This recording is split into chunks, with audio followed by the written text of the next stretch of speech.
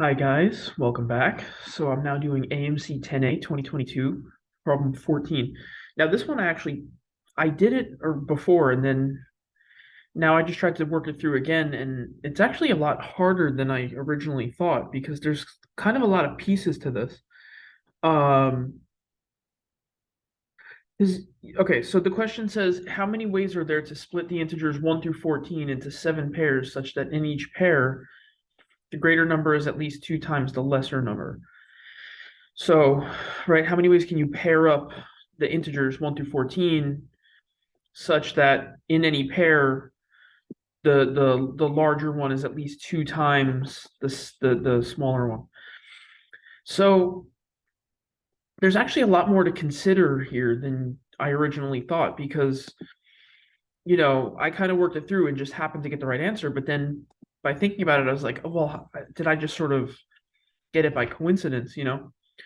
Um, So we have to kind of imagine like if we have the numbers 1, 2, 3, 4, right? The numbers 1 through 17, through 14 written out, right? And we want to know how many ways to split these numbers into pairs so that there's always one that's double the other, at least double the other. Um, Now, my initial thought when I first did this was I said, well, 7 has to be paired with 14 because what else could it be paired with? Nothing else is more than double of 7. But then I started thinking to myself, well, does it though? Does 7 necessarily have to be with 14? Because isn't it possible that 7 could be paired with something smaller, like 1, and then 14 could just be paired with something else that's smaller than 7? Well, so I had to kind of do a little bit of kind of some number theory here to kind of prove to myself that 7 has to be with 14. 7 does indeed have to be with 14. And the reason why is because let's imagine that we did not pair 7 with 14, right? Let's imagine that we paired 7 with one of these numbers down here, right?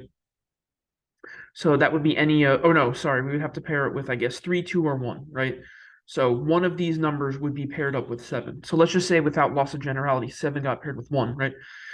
Well, then 14 also has to get paired with something down here because 7 is its half. So therefore, if it's not going to get paired with 7, it has to get paired with something less than 7, right? So let's just say we pair 14 with 2, right?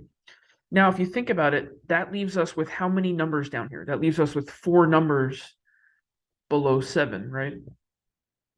Think about how many numbers we have over here. We have 6 numbers between 7 and 14, right? And if you think about it, every number, none of these numbers compare with each other, right? Because 8's double is 16, which is way over here, right? So none of these numbers can possibly pair with each other. So each of these 6 numbers would have to pair with one of these 4 numbers down here, which is obviously not possible, right? And well, these some of these can pair with each other, but the point is that each of these 6 would need to pair with one of these 4 that are left down here, and that's just not possible, right? You're going to have 2 over here that are left without a partner that need to pair with each other, and that's not possible. So therefore, 7 has to pair with 14, right? 7 has to pair with 14, or else you're going to run into an impossible situation, right? Now, you can use similar reasoning, similar logic to prove to yourself that 6 has to be paired with either 12 or 13. And it's for the exact same reason that I showed before. Like, right, let's, taking 7 and 14 out of the picture, right? Just to really quickly explain why that has to be the case, because it took me a while to understand this. So removing 7 and 14, we're left with 1, 2, 3, 4, 5, 6, and then 8, 9, 10, 11, 12, and 13. So let's say 6 does not pair with 12 or 13, right? Um, right, then that means 6 will have to pair with one of these 3, right? And then 12 and 13 would each need to pair with something down here, right? And in doing so, so 6 will get paired with one of these 2, with one of these 3. That takes 2 away. And then 12 and 13 are each going to have to pair with something remaining. So overall, that takes 4 away from these 6 numbers. So that leaves only 2 numbers here. But then you have these 4 numbers here that again, each of these four need to pair with something over here, right?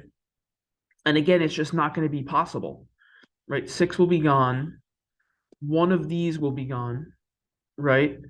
And then 12 and 13 will each need to pair with something over here. So let's just say these two are gone, right? You're left with 4 numbers over here and only 2 numbers over here. So you're going to run into, again, that situation that's impossible. So therefore 6 has to pair with 12 or 13, right? So then 5 will have to, so that's 2 possibilities, right? For 6. Then 5 would have to pair with, let's just say 13 got picked for 6. So 5 would have to pair with 10, 11, 12, 10, 11, or 12. So that's 3 choices, right? Assuming 13 got picked, but it really doesn't matter. 4, now let's just say 12 got picked for 5, right? So we'll kind of just go by like the last number, right? Then 4 would get paired with 8, 9, 10, 11, right? So that's 4 possibilities. 5 would then, let's just say 11 got picked, so 5 would get paired with 10. Oh, sorry, why am I saying 5? 3, I meant. 3 would have to be paired with, well, it could be 6, 7, but 6 and 7 already got paired up, so they're already gone. So then it's either 8, 9, 10, right? Because we already picked 11, so that's 3 possibilities. 2 can't get paired with 4, 5, 6, or 7 because they're already paired up. So you're left with 8, 9, 10. And remember, 10 we said already got picked, right? So we're just sort of assuming that the last number gets picked, but it doesn't really make a difference which one.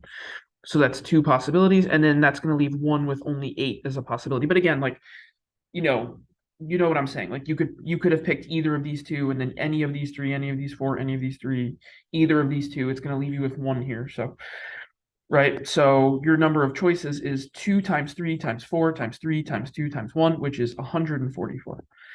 So this one's tough. This one's tricky because you have to, like I think when I originally did this problem, I did it this way, but without realizing that, wait, does 7 have to be paired with 14? And I had to prove to myself that yes, it does, which that's kind of, when you're doing a problem on a competition, to have to take that time to prove something can be pretty tricky. It takes up a lot of time. So anyway, it's, interesting problem, but definitely very challenging for number 14, I think. All right, I'll see you in the next one, number 15.